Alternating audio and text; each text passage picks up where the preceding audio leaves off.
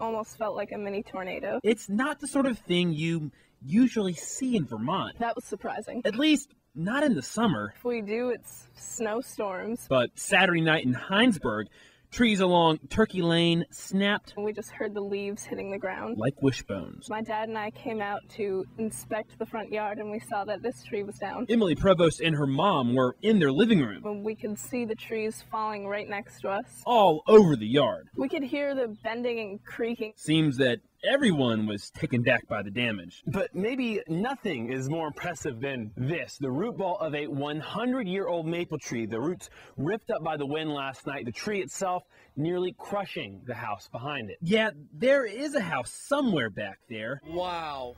Never seen a tree like that. But you'd never guess it driving by. Just imagine if there was a house there. There is a house behind there. What? There is? Yeah. No way. Thankfully, nobody was hurt. Is it somewhere back there? But there wasn't just one tree in this yard. That must have been some strong winds to knock that over. There was another. Whoa, it's awesome. Which left Mark Courier Wow. almost speechless. Whoa. Whoa. I didn't hear that go down. I'm surprised I didn't. Eric Lilas lives next door and couldn't resist taking a picture of roots where roots aren't supposed to be. That is unbelievable. The trees were neighborhood icons, which brings us back to Kim Provost. She has beautiful maple trees, and every year I always enjoy the daffodils. She just finished this drawing, guided by a picture of what her neighbor's yard used to look like. She might have lost some memories. It's going to be quite a loss for us Turkey Lane residents. But this was certainly a storm she'll never forget. In Heinsberg, Mitch Pittman, Fox 44 Local News. I was just in complete shock. I didn't even know what to think or what to say, and How do you say your final goodbye it's heartbreaking. to a friend? We put some flowers here, and we did a lot of memoirs. Ashley Lee and Ashley Dalton are doing it the only way they know how. I wrote to Adam and Bill, with love, rest in peace. Just after midnight Sunday morning, 21-year-old Adam Hovey, 22-year-old William McQuaid, and 19-year-old Amber Rindeau all passed away after the car they were traveling in came off this corner and smashed into these trees. We love them. We miss them. It's crazy. A fourth person in the car, 24-year-old Matthew DeRochers, was taken to the hospital and has since been released. State police say they're still investigating where the group came from and where they were going, but they do know one thing. The 3 people who died were not wearing seatbelts. Wear your seatbelt. That's huge. It's key for us. Perfect example here with the one person that survived. He was wearing his seatbelt, and the other 3 weren't. Police also believe alcohol and high speed were factors in the crash. I wonder what he was thinking, or what they all were thinking. As Ashley reflects, others pay respects by picking up the pieces or simply driving by. But they were just everyday people, just, lived moment by moment, wanted to have a good time. In St. Johnsbury, Great friends. Mitch Pittman, Fox 44 Local News. A lot of them are going to be dead. This time last week, It's questionable if I'll get anything. the potato plants you're looking at were nearly 2 feet tall, green and leafy. It was pretty much a direct hit. Now more than 200 acres of potatoes alone are gone. They're really pretty well devastated. When a severe storm rolled over Ralph Child's farm in Malone, New York, it left behind golf ball-sized hail, but took with it Ralph's livelihood. Wednesday afternoon when this happened, I was in a state of shock. He also grows leafy vegetables such as collard greens and cilantro. Basically I got salsa on the ground instead of a healthy crop. And the leaves that did survive won't get him any green. In this case, the whole farm has been hit, so anything that was up has suffered a lot of damage. There used to be 3 rows on this bed. Row after row, acre after acre. You can see all the dead foliage on the ground. A year's worth of work gone in 10 minutes. It's at least $1 million hit, I'm sure. He says he'll get some insurance, but it won't cover it all. Never in my wildest dreams did I think a hailstorm would hit me this hard. Any hail that I've received in the past has been a nuisance rather than a serious economic issue. But through it all, Ralph is trying to see the silver lining around the dark cloud that passed over his farm. Yeah, the fields that were weedy no longer have to be weeded. They're gone too. That's one way to look at it. In Malone, Mitch Pittman. It's not going to be fun. Fox 44 Local News.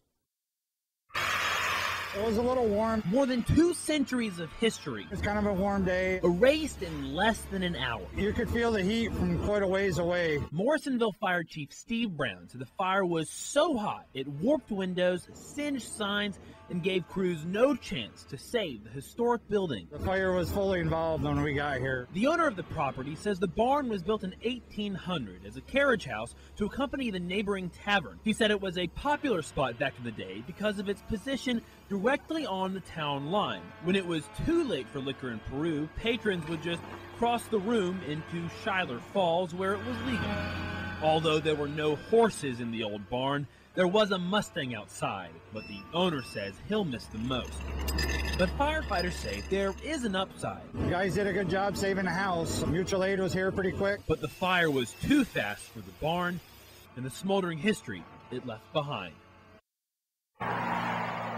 You can find the chunks missing from this tree embedded in this tire on what remains of this Chevy Blazer. The motor vehicle operator opted not to stop for this officer and attempted to elude the traffic stop by speeding away. Williston Police Chief Roy Nelson says around 11 last night, an officer tried to pull the Blazer over for erratic driving near the Shaws on Williston Road. The driver had other plans and led the officer on a 3-mile chase east on Route 2. He had backed off, had lost contact with the vehicle, but continued on, and then he came upon the scene of a crash where the vehicle had crashed into a tree and a telephone pole. The wild ride ended here. The impact killed the driver, 32-year-old Paul West of Heinsberg.